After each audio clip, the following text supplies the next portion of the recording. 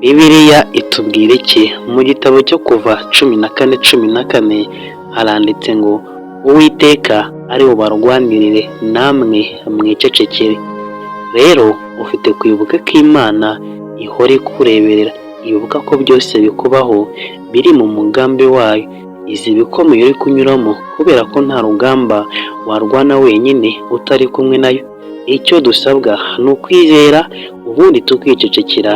Reka nsabire umugisha wowe ugiye kwandika ijambo uti amen muri komenti, ubundi ugakora share ino video ku nshuti zawe. Imana iguhe umugisha, urakoze cyane.